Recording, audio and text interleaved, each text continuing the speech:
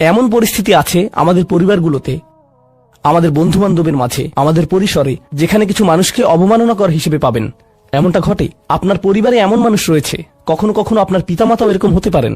এটা খুবই কষ্টদায়ক বিষয়, এটা খুবই অন্যায্য বিষয়, আর আপনাকে এগুলো সব সময় শুনতে হয়, বারবার শুনতে হয়। শ্রোতাদের ভিতরে এমন নারী রয়েছেন যাদেরকে আমি দেখতে পাচ্ছি না, তারা পর্দার আড়ালে রয়েছেন, কিন্তু তারা যে অবস্থাতেই থাকেন, হয়তো শ্বশুরবাড়ির আত্মীয় অথবা ভাই বোন বা অন্য কারো কাছ থেকে তাদের কথা শুনতে হয়, আর তাদের এটা সব সময় শুনতে হয়, আর এগুলো শুনে তাদের রক্ত গরম হয়ে যায়। তখন কি করবেন? আপনাকে তখনও বিনয় ধরে রেখে যা করা শিখতে হবে তা হলো, প্রথমত সেরকম পরিস্থিতি থেকে দূরে থাকবেন। যদি জানেন যে মেজাজের ভারসাম্য হারিয়ে ফেলবেন, তখন সেখান থেকে বেরিয়ে যান। এই মুহূর্তে আমি এই আলোচনায় অংশ নিতে পারবো না, দুঃখিত, আমি একটু হাঁটতে যাব। রাগে বিস্ফোরিত হয়ে যাওয়ার আগে এটা থেকে বেরিয়ে যান। এটাই প্রথমত এবং প্রধানত ইয়ামশুনা আলাল আরদি হাওনা। যুক্তিসঙ্গতভাবেই আয়াতটিতে এর সাথে যা সম্পর্কিত, ওয়া ইযা খাতাবাহুমুল জাহিলুনা ক্বালু সালামা, অল্প অল্প করে অবিশ্বাস্য কিছু শিক্ষা এখানে প্রদান করা হয়েছে। আরবি ভাষায় ইদা অর্থ যদি না, এর অর্থ যখন। যখন বিরক্তিকর ব্যক্তিরা, যখন সেই ব্যক্তিরা যাদের নিজস্ব নিয়ন্ত্রণ নেই, এরা যখন তাদের সাথে কথা বলে, যখন মূর্খ লোকেরা তাদের সাথে কথা বলে, এখানে বলা হচ্ছে না যে যদি তারা কথা বলে, বরং আয়াতে বলা হচ্ছে যখন তারা কথা বলে। আল্লাহ আমাকে এবং আপনাকে জানিয়ে দিচ্ছেন যে এমন লোক সব সময় থাকবে যারা আমাদের উদ্দেশ্যে কথা বলবে, যারা আমাদের সাথে আলোচনায় অংশ নিবে, যারা আমাদের সাথে ভাব প্রকাশ করবে। তাদের আচরণ হয়তো ভালো হবে না, এরকমটা ঘটবে, এটা এড়াতে পারবেন না। এই ধরনের অপ্রীতিকর অভিজ্ঞতার শিকার আপনাদের প্রত্যেকেই হতে হবে, আমি সহ। এমন লোক থাকবে যারা জাহেল। এখানে জাহেল অর্থ উপলব্ধি করুন। জাহেল অর্থ শুধুমাত্র মূর্খ না। যখন মুসা আলাইহিসসালামকে গরুর বাছুর সম্পর্কে জিজ্ঞেস করা হলো, তিনি বলেছিলেন যে তোমাদেরকে একটি গরু কুরবানি করতে হবে, আর তারা বলেছিল তুমি কি তামাশা করছো? আতাত্তাখিযুনা হুজুয়া, তুমি কি আমাদের সাথে উপহাস করছো? আমাদেরকে গরু কুরবানি করতে হবে? এখানে আমাদের সামনে জটিল পরিস্থিতি রয়েছে, কিন্তু কোনো গরু কুরবানির প্রয়োজন নেই। তিনি আসলেই রেগে গেলেন। আপনারা জানেন যখন মুসা আলাইহিস সালাম রেগে যান, তখন তিনি কিছু একটা করে ফেলতে পারেন। তো তিনি তাৎক্ষণিক আল্লাহর কাছে প্রার্থনা করলেন এবং বললেন, আউযু বিল্লাহি আন আকুনা মিনাল জাহিলিন, আমি জাহেলদের অন্তর্ভুক্ত হওয়া থেকে আল্লাহর আশ্রয় প্রার্থনা করি।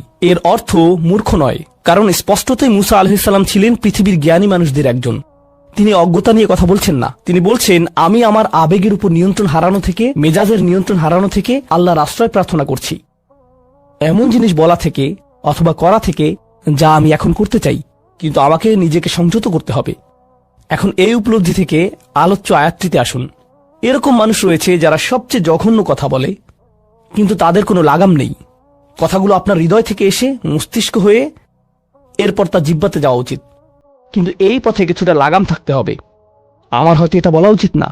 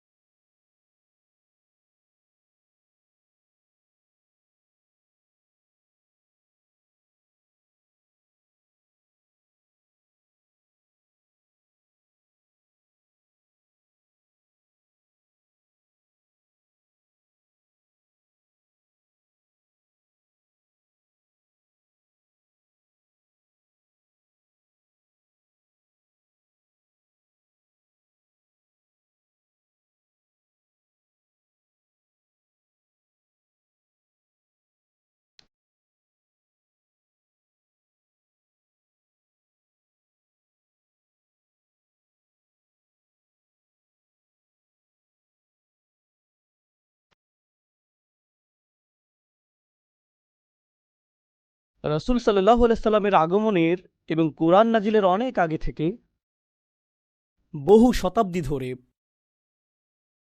পৃথিবী একটি নির্দিষ্ট পন্থায় পরিচালিত হয়েছে। অতীতকালের প্রচলিত কিছু জীবন পদ্ধতি নিয়ে আমি আপনাদের মনোযোগ আকর্ষণ করতে চাই, যা পৃথিবীতে আধিপত্য বিস্তার করেছিল। এটা ছিল খ্রিস্টানদের একটা জীবন পদ্ধতি, কিন্তু অন্য সভ্যতাগুলোতেও এর উপস্থিতি পাওয়া যায়। চাইনিজ সভ্যতা, ভারতীয় সভ্যতা, পারস্য সভ্যতা ইত্যাদি। সমাজকে বিন্যস্ত করার জন্য তাদের নির্দিষ্ট পন্থা ছিল। আমি এখানে খ্রিস্টানদের উদাহরণ দিব। তাদের এরকম ধারণা ছিল যে কিছু মানুষ শাসন করার জন্যই জন্মেছে, কিছু মানুষ রাজকীয় রক্ত নিয়ে জন্মেছে, আর সৃষ্টিকর্তা চান যে এই লোকগুলোই পৃথিবী শাসন করুক। যেহেতু ইতিমধ্যেই তাদের শাসন ক্ষমতা রয়েছে, এর অর্থ সৃষ্টিকর্তা এরকমটাই চান। এটাই সৃষ্টিকর্তার ইচ্ছা। এই শাসকরা হলো বিশেষ মানুষ।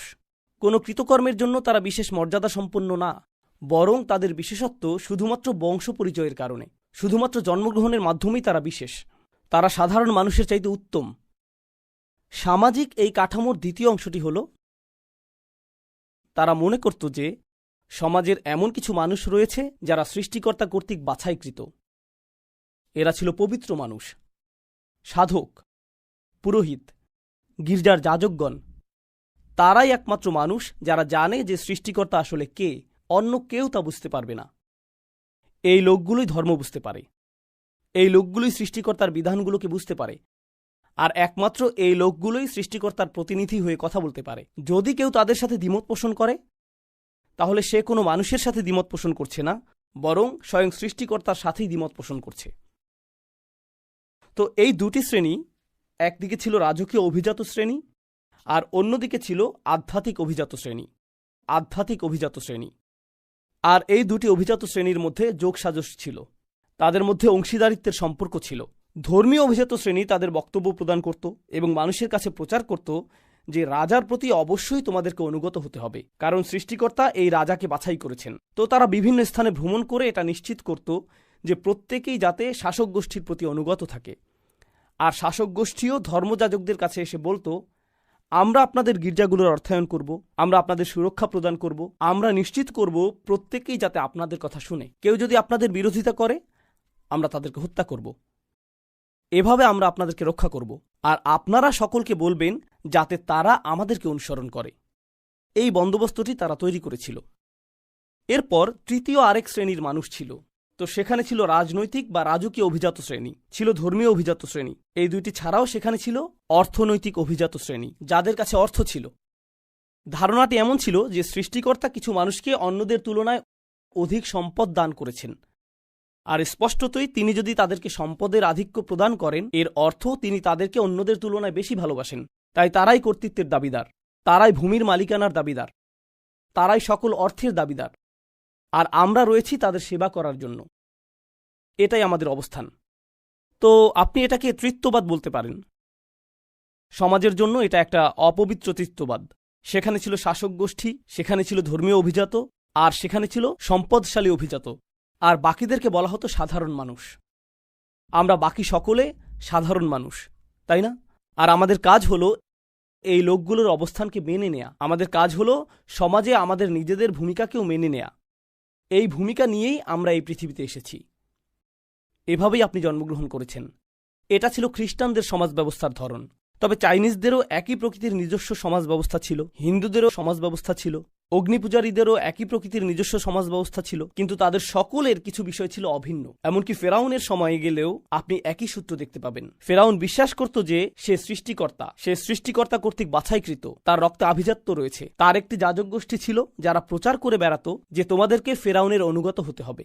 আর তার ছিল ব্যবসায়ী শ্রেণী, যারা সকল শ্রমজীবীদের সেবা গ্রহণ করত। এটাই সমাজের বিন্যাস। এই তিনটি শ্রেণী একে অপরের সহায়ক ছিল, আর এই শ্রেণীগুলোর জন্য আইন সমানভাবে প্রযোজ্য ছিল না। সাধারণ কোনো মানুষ যদি অপরাধ করত, তাকে শাস্তি পেতে হতো, কিন্তু এই তিন শ্রেণীর কেউ যদি অপরাধ করত, তখন তারা একে অপরকে রক্ষা করত। তারা এই তিন শ্রেণীর মানুষদের জন্য শাস্তি থেকে বাঁচার উপায় বের করত, যেখানে অন্যরা ঠিকই শাস্তি পেত। এটা ছিল তাদের সমাজ ব্যবস্থার অংশ। তারা মানুষের কাছে প্রচার করত যে আইন সবার জন্য সমান, কিন্তু তা অবশ্যই তাদের জন্য প্রযোজ্য না যারা আইনের ঊর্ধ্বে। আর এই তিনটি শ্রেণী আইনের ঊর্ধ্বে। এই বিন্যাসটি এমনকি মক্কাতেও তার নিজস্ব ভঙ্গিতে রাসূল সাল্লাল্লাহু আলাইহি সাল্লামের সময়ে বিদ্যমান ছিল। কুরাইশরা মনে করত যে কাবার তত্ত্বাবধানের জন্য তারা বাছাইকৃত। তারা মক্কার রাজকীয় অভিজাত শ্রেণী। আরবে বিভিন্ন ধর্মীয় শ্রেণীর মানুষ ছিল, ছিল বিভিন্ন প্রতিমা, বিভিন্ন বিশ্বাস, আর সকলেই কুরাইশদেরকে সমীহ করে চলত। সকলেই। কুরাইশদের সাথে ঝামেলা করা যাবে না, তারা সুরক্ষিত সম্প্রদায়। সেজন্যই কুরাইশরা যখন ব্যবসার উদ্দেশ্যে ভ্রমণ করত, কেউই তাদেরকে আক্রমণ করত না, কারণ তারা সুরক্ষিত ছিল ধর্মীয় শ্রেণী দ্বারা। আর এমন লোকও ছিল যারা প্রচুর সম্পদের অধিকারী। যখন কোরআন নাজিল হল, যখন আল্লাহ রসুল সাল্লাল্লাহু আলাইহি সাল্লামের কাছে তার চূড়ান্ত ওহী প্রদান করলেন, এটা একেবারে শুরু থেকেই ছিল একটা বিপ্লব। আল্লাহ আমাদেরকে শিক্ষা দিচ্ছেন যে তিনি ছাড়া আর কারও উপাসনা করা যাবে না।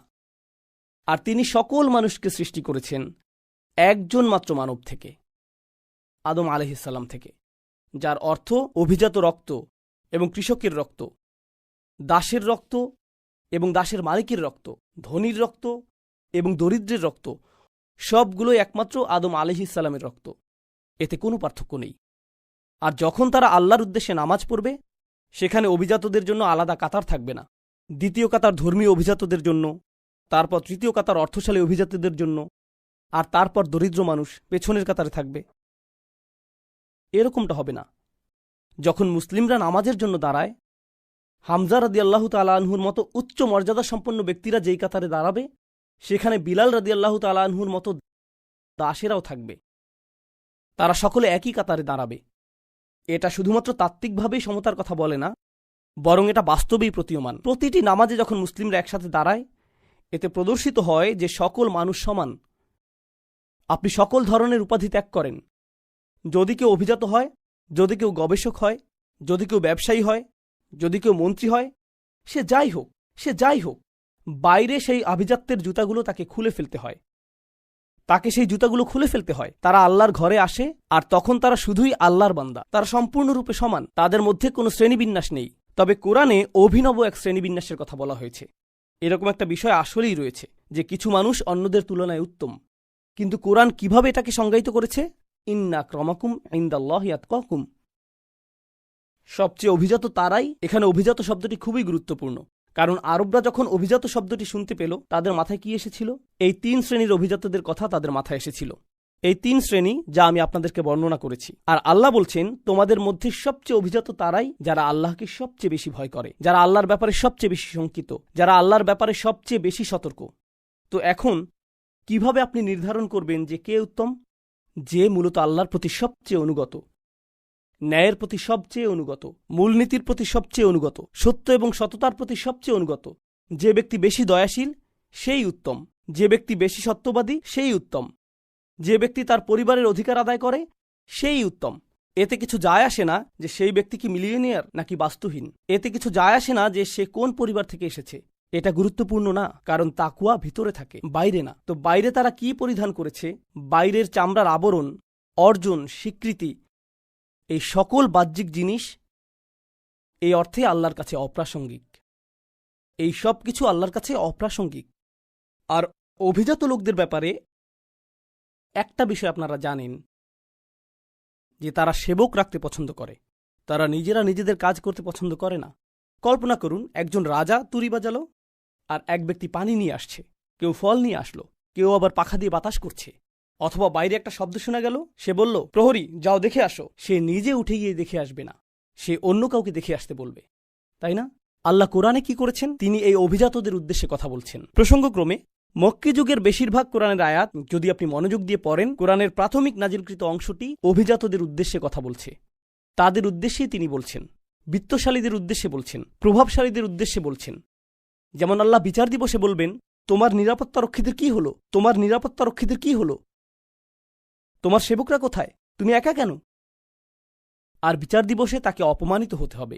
আল্লাহ বলবেন, যুক ইন্নাকা আনতাল আজিজুল করিম, মা লাকুম মিন দুনিল্লাহি মিন ওয়ালি ওয়ালা নাসির। তাদের কোনো রক্ষাকারী অথবা সাহায্যকারী থাকবে না। যখন রাজা বিপদে পড়ে, সে গির্জার কাছে যায়।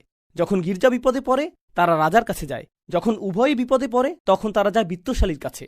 তারা একে অপরের সহায়তা পায়। বিচার দিবস শুরু হলো। সে বলবে, আমার লোকজন কোথায়, কাকে আমি এখন কল করব, আমার তো কারো কাছে যাওয়ার জায়গা নেই। কোরআন ধ্বংস করেছিল এই শ্রেণীবিন্যাসের স্বীকৃতি। মানবজাতির সকলেই সমান, মানবজাতির সকলেই মর্যাদা পাবার যোগ্য। কেউ নিচু শ্রেণী নিয়ে জন্মায়নি, কেউ কম সম্মানের যোগ্য না কারণ তার অর্থ সীমিত, কেউ বেশি সম্মানের যোগ্য না কারণ তার প্রভাব বেশি। বিষয়টা এরকম না। সম্মান আসে তাকওয়া থেকে, সম্মান সম্পূর্ণ ভিন্ন স্থান থেকে আসে, সম্পূর্ণ ভিন্ন স্থান থেকে। আর এই ধারণাটিকে চমৎকার মনে হয়, কিন্তু এটা একই সাথে বিপজ্জনক ধারণা। এটা আসলেই বিপজ্জনক ধারণা। কারণ আপনি যদি এই ধারণাটি গ্রহণ করেন, তখন আপনি মানুষকে কিছু করতে বলবেন আর তারা সেটাকে প্রশ্নবিদ্ধ করবে না, এমনটা হবে না।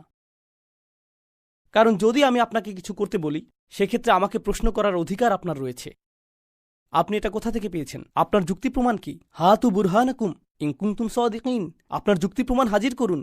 কিন্তু আপনি যদি গির্জা অথবা ধর্মীয় অভিজাত সম্প্রদায় হয়ে থাকেন, তখন আপনি আল্লাহর পক্ষ থেকে কথা বলেন। আপনাকে কখনোই প্রশ্ন করা যায় না। কেউ আপনাকে প্রশ্ন করতে পারে না, কারণ আপনাকে প্রশ্ন করা স্বয়ং সৃষ্টিকর্তাকে প্রশ্ন করারই শামিল। প্রশ্ন করলে তো ভাবমূর্তি ধ্বংস হয়ে যাবে।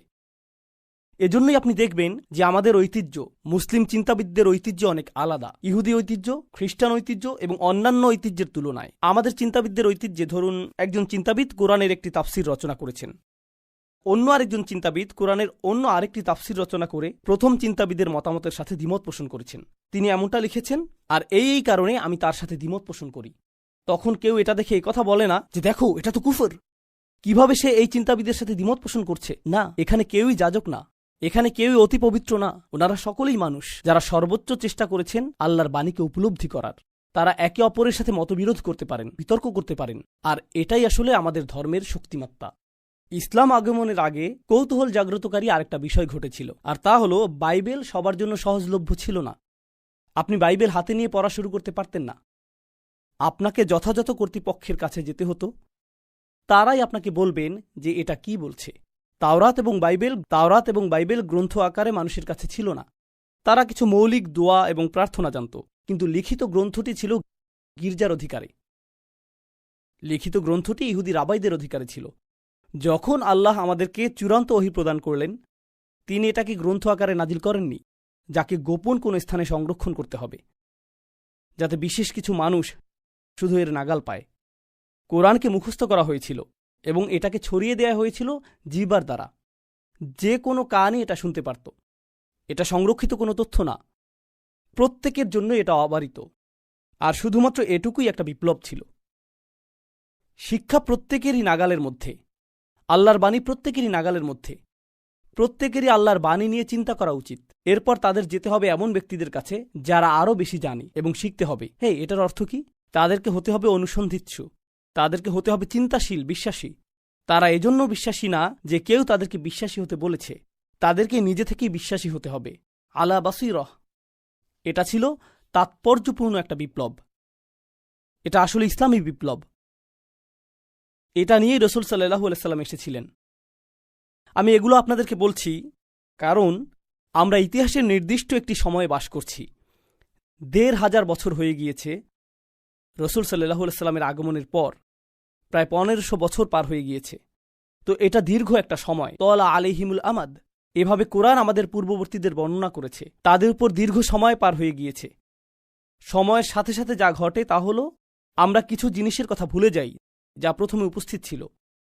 আমরা শুধুমাত্র একটা সংস্কৃতিতে পরিণত হই, ঠিক যেভাবে অন্য সকল ধর্ম সংস্কৃতিতে পরিণত হয়েছে। আমরা মুসলিম পরিবারে জন্মেছি, আমরা মুসলিম সমাজের মাঝে জন্মেছি। সব কিছু ছকবাঁধা নিয়মে চলবে, এতে আমরা অভ্যস্ত হয়ে পড়েছি। আমরা কখনো প্রশ্ন তুলি না, আমরা কখনো অনুসন্ধান করি না।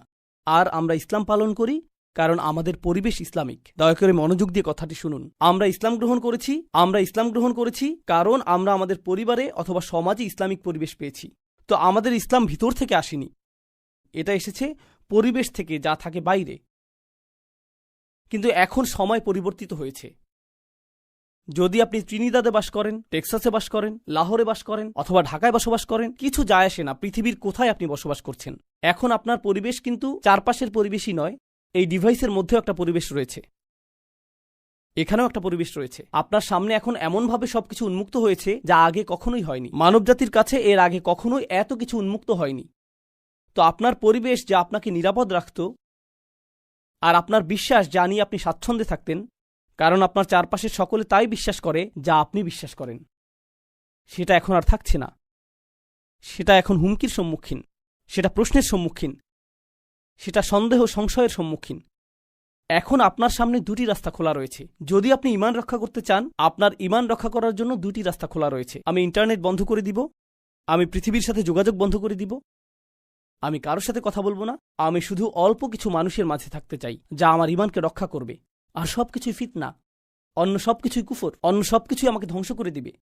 প্রসঙ্গক্রমে কয়েকশো বছর আগে গির্জাগুলো মানুষকে বলতো যে জ্ঞান অর্জন করবে না, প্রশ্ন করবে না, অনুসন্ধানী হবে না, কারণ যদি তুমি বাইরের কোনো কিছু শিখো এটা তোমার বিশ্বাসকে ধ্বংস করে দিবে, এটা তোমার বিশ্বাসকে ধ্বংস করে দিবে। গির্জাগুলো মানুষকে এটাই বলতো। সেজন্যই তারা বই পুড়িয়ে ফেলত, কারণ তারা চাইতো না যে মানুষ জ্ঞান অর্জন করুক। কারণ মানুষ যদি জ্ঞান অর্জন করে, তারা খ্রিস্টবাদকে প্রশ্নবিদ্ধ করা শুরু করবে। আমরা এটা হতে দিব না, এটা আমাদের গোটা পদ্ধতিকেই ধ্বংস করে দিবে।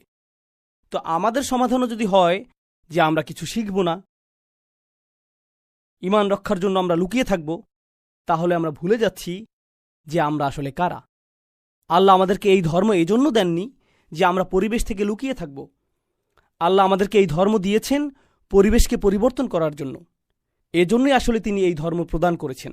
এই ধর্ম ফিতনা থেকে পালিয়ে যায় না, বরং ফিতনাকে নির্মূল করে দেয়। এই ধর্মটির ভূমিকা এটাই। এজন্যই আল্লাহ এটাকে বলেছেন আমাদের পিতা ইব্রাহিম আলাইহিসসালামের মিল্লাত, দিন বা ধর্ম। ইব্রাহিম আলাইহিসসালামের চারপাশ শিরকে পরিপূর্ণ ছিল, আর তিনি প্রতিনিয়ত এটাকে প্রশ্নবিদ্ধ করেছিলেন। তিনি প্রতিনিয়ত প্রশ্ন করেছিলেন আর এটাকে চ্যালেঞ্জ করেছিলেন। আমরা ইব্রাহিম আলাইহিসসালামের ধর্মকে ধারণ করতে পারব না যদি আমাদের অভ্যন্তরে এমন কিছু না থাকে যা আমাদের ঈমানকে পরিচালিত করে। আমার সাথে সাথে শুধু এই বিষয়টি চিন্তা করুন। সেই মানুষেরা যারা সর্বপ্রথম কোরআন শুনেছিল, আমরা এই বিষয়ে সাধারণত চিন্তা করি না যে যখন কোরআন নাজিল হচ্ছিল, অধিকাংশ মানুষ যারা কোরআন শ্রবণ করেছে তারা মুসলিম ছিল না। যখন কোরআন প্রথমে নাজিল হচ্ছিল আর রাসূল সাল্লাল্লাহু আলাইহি ওয়াসাল্লাম আয়াত তেলাওয়াত করছিলেন, বেশিরভাগ কান যেগুলোতে কোরআন প্রবেশ করছিল সেগুলো মুসলিমদের কান ছিল না। এর আগে তারা কয়েকশো বছর ধরে অমুসলিম থেকেছে। কোরআনের প্রতিটি আয়াত তাদের সংস্কৃতিকে প্রশ্নবিদ্ধ করেছে, এটা তাদের পরিবার প্রথাকে প্রশ্নবিদ্ধ করেছে, এটা তাদের পরিবেশকে প্রশ্নবিদ্ধ করেছে, এটা তাদের জীবন পদ্ধতিকে প্রশ্নবিদ্ধ করেছে, এটা সব কিছুকে প্রশ্নবিদ্ধ করেছে। কেন তারা পরিবার ত্যাগ করবে, সংস্কৃতি ত্যাগ করবে, স্বাধীনতা ত্যাগ করবে, সব কিছু ত্যাগ করে এই বাণী কেন গ্রহণ করবে? এটা আসলে কি? আল্লাহর বাণীটিতে শক্তিশালী কিছু ব্যাপার রয়েছে। আল্লাহর বাণীতে অতি প্রাকৃতিক অলৌকিক কিছু ব্যাপার রয়েছে। কল্পনা করুন, ইসলামের আগমনের পূর্বে তারা যা ইচ্ছা খেতে পারত, তারা যা খুশি তা করতে পারত, তারা যাকে ইচ্ছা হত্যা করতে পারত, তারা যেভাবে ইচ্ছা সেভাবে ব্যবহার করত, তারা যা ইচ্ছা তাই বলতে পারত।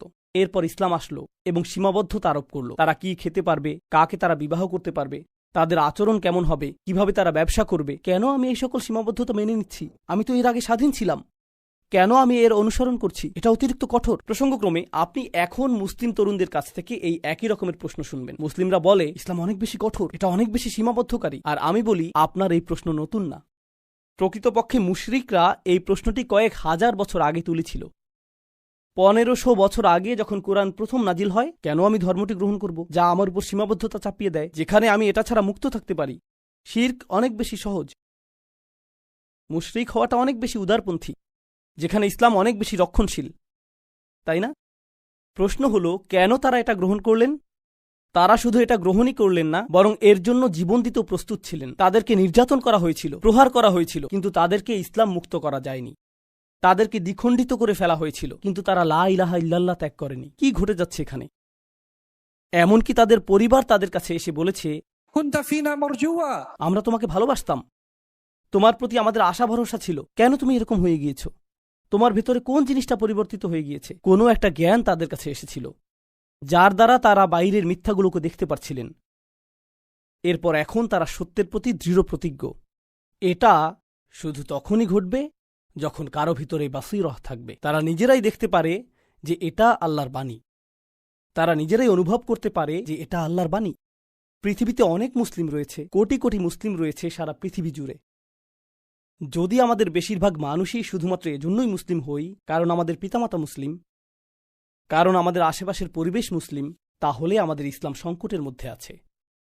আমাদের ইসলাম সংকটের মধ্যে রয়েছে কারণ আশেপাশের পরিবেশ পরিবর্তিত হচ্ছে, আর যখন আশেপাশের পরিবেশ পরিবর্তিত হয়ে যাবে তখন ইসলামও পরিবর্তিত হয়ে যাবে। যেই জিনিসটি আমাদের ইসলামকে অব্যাহত রাখবে, আশেপাশের পরিবেশ পরিবর্তিত হোক বা না হোক, কোনো কিছু এটাকে প্রভাবিত করবে না যদি ইসলাম ভেতর থেকে আসে, বাইরে থেকে না। এটা ভিতর থেকে আসতে হবে। আমি আমেরিকায় থাকি, কখনো কখনো তরুণ ছেলেরা এসে আমাকে বলে, উস্তাদ, আমেরিকায় মুসলিম হিসাবে বসবাস করা আসলেই কঠিন। আর আমি বলি, আমার জীবনে এর চেয়ে অদ্ভুত কথা আর শুনিনি। আমেরিকায় মুসলিম হিসাবে বসবাস করা খুবই কঠিন। যখন 2+2=4 হয়, এটা ত্রিনিদাদে মেনে নেওয়া কঠিন না যে 2+2=4। আর কানাডা এটা মেনে নেওয়া অধিকতর কঠিন না, অন্য কোনো স্থানেও এটা অধিকতর কঠিন না। আগুন উত্তপ্ত, আমেরিকাতে আগুনে হাত দেওয়া আসলেই অনেক কঠিন। না না না, আগুন উত্তপ্ত, তা যেখানেই থাকুক না কেন। সত্য তো সত্যই। আশেপাশের পরিবেশ আমার ইমানকে দুর্বল করে দিবে। জানেন এই ধারণাটির মানে কি? আপনার ইমান শুধুই আশেপাশের পরিবেশ থেকে এসেছে, সেজন্যই এটা দুর্বল। আপনার ইমান ভেতর থেকে আসেনি। ইমানকে আমাদের ভেতরে লালন করতে হবে, আমাদের ভিতরে তৈরি করতে হবে। একমাত্র সেভাবে তা আসবে যেভাবে এটা প্রথমবার এসেছিল। প্রথমবার এটা এসেছিল যখন মানুষ আল্লাহর বাণী নিয়ে চিন্তা করেছিল। রাসূলুল্লাহ সাল্লাল্লাহু আলাইহি ওয়াসাল্লাম কোরআনের আয়াত তেলাওয়াত করেছিলেন। মানুষ চিন্তা করেছিল যে এই কথাগুলো আসলে কি, তিনি কি বলছেন।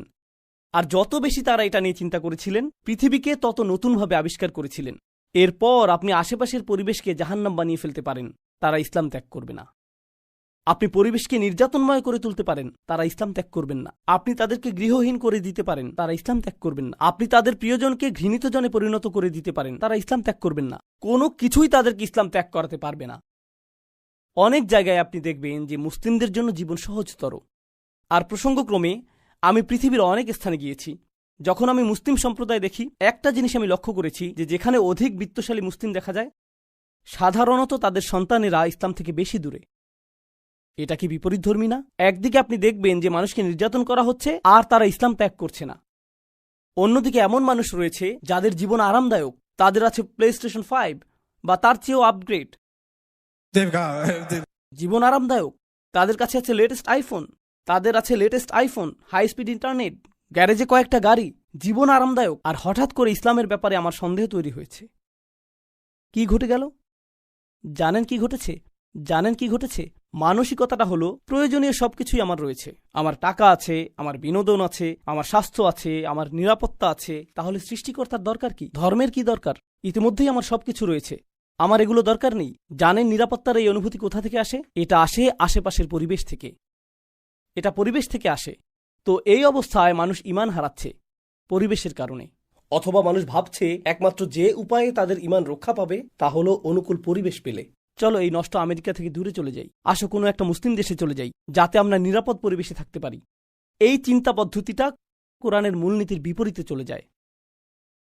আমাদের ধর্ম মানুষকে নিরাপদ পরিবেশে যেতে উৎসাহিত করে না। আমাদের ধর্ম মানুষকে নতুন পরিবেশ তৈরি করতে উৎসাহিত করে। নতুন পরিবেশ তৈরি করা। সাহাবাগণ তাদের জন্মভূমি ত্যাগ করেছিলেন, তারা মক্কা এবং মদিনার পুণ্যভূমি ত্যাগ করেছিলেন, তারা সেই পুণ্যভূমি ত্যাগ করেছিলেন। এরপর কেউ চলে গেলেন ভারতে, কেউ চলে গেলেন চীনে। কেন? তাদের তো নিরাপদ পরিবেশে থাকা উচিত ছিল। কেন তারা এত দূরে চলে গেলেন? কোন কারণে? এটাই আমাদের ধর্মের মূল নির্যাস। যখন আমরা সেই নির্যাসের কথা ভুলে যাই, তখন কোনো সন্দেহ নেই আমার মনে, আল্লাহ তাআলা ভালো জানেন, আমার মনে এই বিষয়ে কোনো সন্দেহ নেই যে আমরা যদি এই ধর্মকে না ধরে থাকি অন্তর্নিহিত কারণে, গভীর আভ্যন্তরীণ কারণে, তাহলে আল্লাহ এই উম্মাহকে অন্য কারো দ্বারা প্রতিস্থাপিত করে দিবেন, যারা হবে আমাদের চেয়ে উত্তম। ইন তাতাওয়াল্লাউ ইস্তাবদিল কওমান গায়রাকুম সুম্মা লা ইয়াকুনু আমসালাকুম। তোমরা যদি মুখ ফিরিয়ে নাও, তিনি তোমাদের স্থলে অন্যদেরকে প্রতিস্থাপিত করে দিবেন, আর তারা তোমাদের মতো হবে না। আল্লাহ আমাদের প্রতিস্থাপিত হওয়া থেকে রক্ষা করুন। তিনি আমাদেরকে তেমন মানুষে পরিণত করুন যারা আন্তরিকভাবেই আল্লাহর বাণীকে গভীরভাবে আত্মস্থ করে। আমরা যেন পাই আমাদের ঈমান, এই ধর্মের প্রতি আমাদের প্রত্যয় বাইরের পরিবেশ দ্বারা প্রভাবিত হয় না, বরং এটা ভেতর থেকে প্রজ্বলিত হয় এবং এটা ভেতর থেকে দ্যুতি ছড়ায়। আর বস্তুত আশেপাশের পরিবেশ আমাদের পরিবর্তন করার বদলে আমরাই যেন শেষমেশ পরিবেশকে পরিবর্তন করি। বারাকাল্লাহু লি ওয়া লাকুম ফিল কুরআনিল হাকিম ওয়া নাফা'নি ওয়া ইয়্যাকুম বিল আয়াতি ওয়াজ যিকরিল হাকিম।